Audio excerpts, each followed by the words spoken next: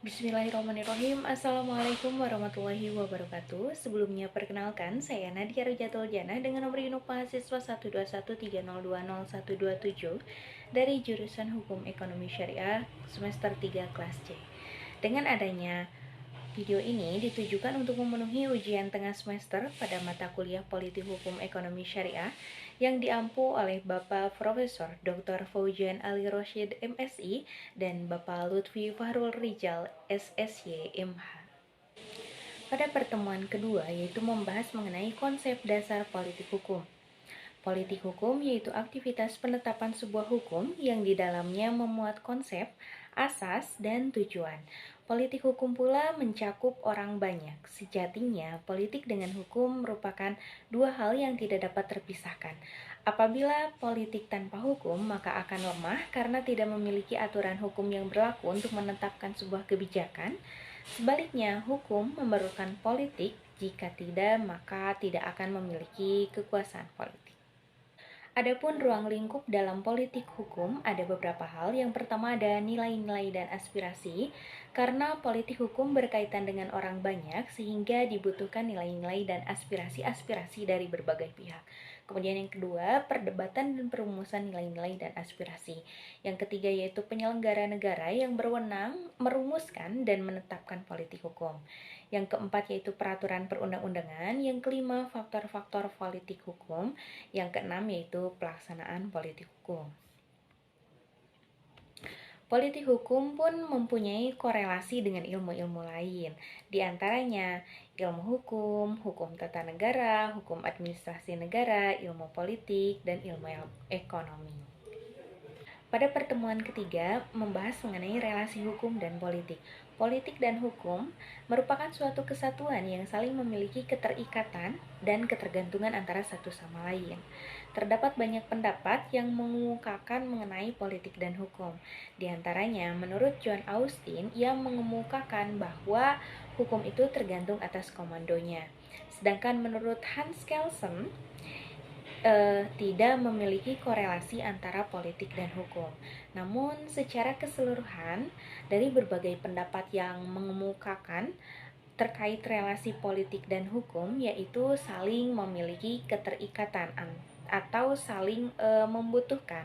Dengan kata lain bahwa politik dan hukum ialah simbiosis mutualisme di mana di antara keduanya tidak ada yang saling mendominasi namun saling membutuhkan. Pada pertemuan keempat membahas mengenai sejarah politik hukum. Imam Syaukani berpendapat dengan Ahsin Tohari, latar belakang dari keberadaan politik hukum ialah karena adanya ketidakpuasan antara sarjana-sarjana hukum terhadap model pendekatan hukum selama ini. Politik hukum telah lahir sejak lama, bahkan sejak zaman Yunani kuno.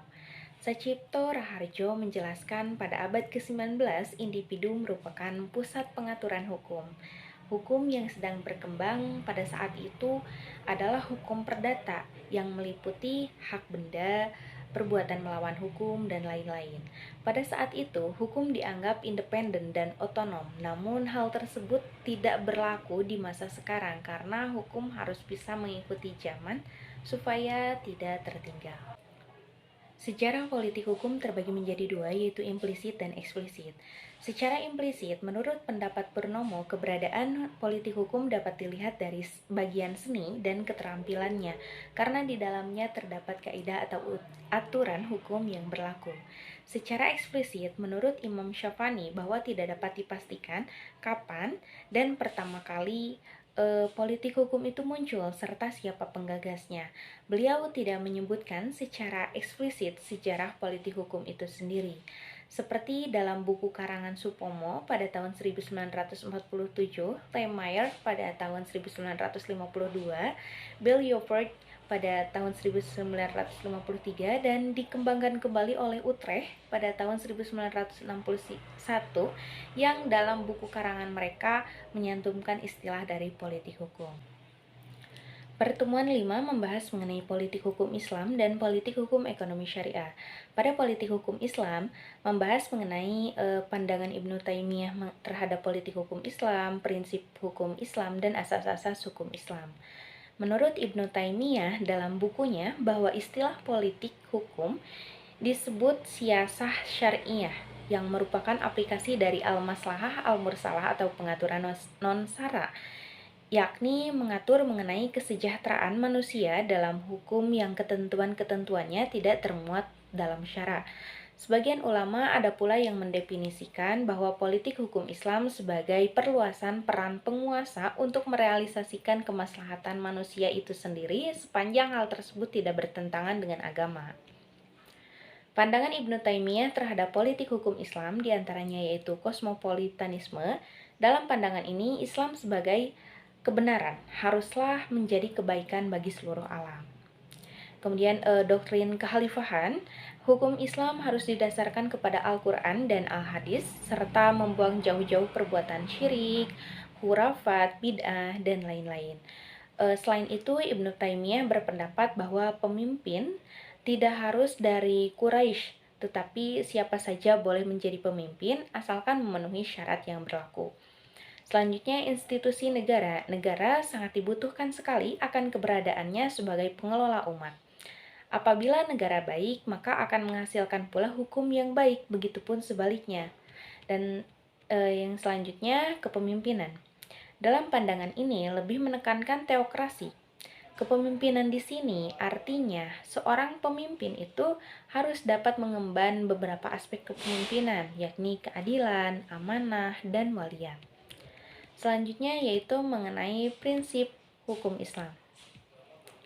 Prinsip hukum Islam diantaranya yaitu tauhid, kemudian keadilan, selanjutnya amar ma'ruf nahi munkar, berikutnya lagi kebebasan atau kemerdekaan, selanjutnya itu persamaan atau egalis, menghormati harkat, derajat, dan martabat manusia. Berikutnya yaitu at-ta'un, yaitu sebagai penolong, dan yang terakhir yaitu toleransi, menghormati hak orang lain.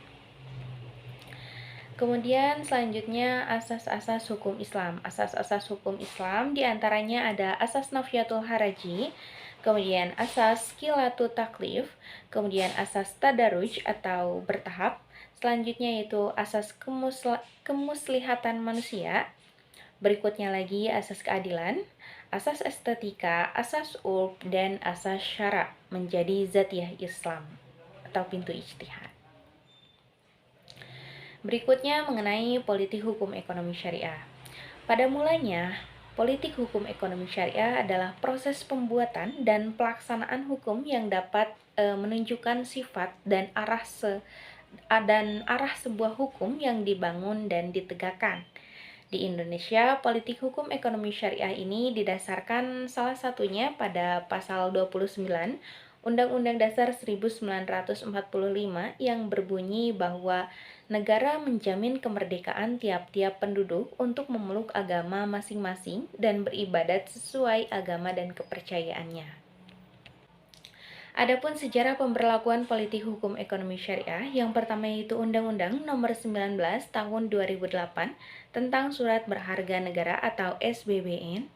Selanjutnya Undang-Undang Nomor 21 Tahun 2008 tentang Perbankan Syariah pada tanggal 17 Juni 2008.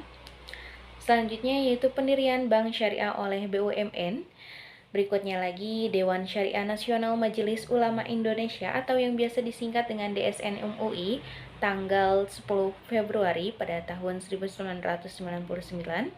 Selanjutnya, Undang-Undang Nomor 38 Tahun 1999 tentang Zakat.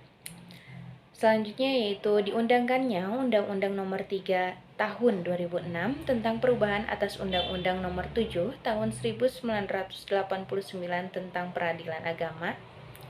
Kemudian terbitnya KHES atau Kompilasi Hukum Ekonomi Syariah yang dikoordinatori oleh Mahkamah Agung atau MA Republik Indonesia yang kemudian dilegalkan dalam bentuk Peraturan Mahkamah Agung atau Perma nomor 2 tahun 2008. Dan yang terakhir didirikannya Direktorat Pembiayaan Syariah Departemen Keuangan Direktorat Pembiayaan Syariah.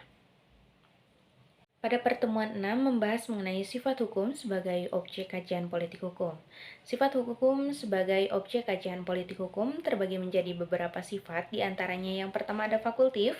Sifat hukum fakultif ini yaitu hukum dapat dikesampingkan oleh para pihak yang berkepentingan. Dalam pengertian lain, menurut sifat ini, hukum tidak mengikat dan tidak wajib ditaati. Kemudian yang kedua, imperatif. Sifat ini merupakan kebalikan dari sifat fakultif. Pada sifat ini, hukum tidak boleh ditinggalkan oleh para pihak. Sifatnya memaksa, konkret, dan harus ditaati. Kemudian yang ketiga, represif. Dari ketiga sifat yang telah disebutkan, sifat inilah yang dapat dikatakan sebagai sifat yang lebih tegas dibanding yang lainnya. Pada sifat represif ini, kekuasaannya di atas hukum dan juga tidak mengenal kompromi, yang mana menurut sifat ini persetujuan dinilai dengan kepatuhan dan kritik dinilai sama dengan ketidakpastian. Pertemuan ketujuh masih membahas mengenai sifat hukum sebagai objek kajian politik hukum. Sifat hukum sebagai objek kajian politik hukum terbagi menjadi 6, diantaranya yaitu fakultif, imperatif, represif, dan selanjutnya progresif, otonom, dan responsif. Progresif dalam sifat hukum ini, aspirasi masyarakat menjadi peran penting dalam penegakan hukum, dengan kata lain, hukum berasal dari bawah ke atas. Selain itu, sifat ini lebih mengedepankan pada kepentingan rakyat dan kepentingan keadilan, mengikuti perkembangan aspirasi masyarakat dengan tujuan untuk menekankan kehidupan yang lebih baik dan membangun negara yang berhati nurani. Kemudian sifat otonom. Sifat ini bisa dikatakan semi-represif atau berdekatan dengan sifat represif. Namun yang menjadi perbedaannya yaitu terjadinya penyerahan wewenang secara sempit sehingga pemaksaan dapat dilakukan. Selain itu, tindakan atau keputusan dibatasi dan partisipasi masyarakat pun dibatasi oleh prosedur yang mapan. Akan tetapi, di samping itu, pada sifat ini, keabsahan setiap kasus harus berdasarkan prosedur yang benar. Sifat hukum yang terakhir yaitu responsif. Karakter sifat hukum ini yaitu hukum berada di bawah asas hukum dan kebijakan. Hal ini ditujukan untuk perluasan diskresi dan menghindari terjadinya pemaksaan dalam proses hukum. Dalam hal ini, sifat hukum responsif bertujuan untuk mewujudkan keadilan yang substantif berdasarkan kasus yang terjadi. Barangkali itu saja yang dapat saya sampaikan. Mohon maaf apabila ada kekeliruan dalam penyampaian review materi pada kali ini. Terima kasih. Wabillahi taufiq wal hidayah. Wassalamualaikum warahmatullahi wabarakatuh.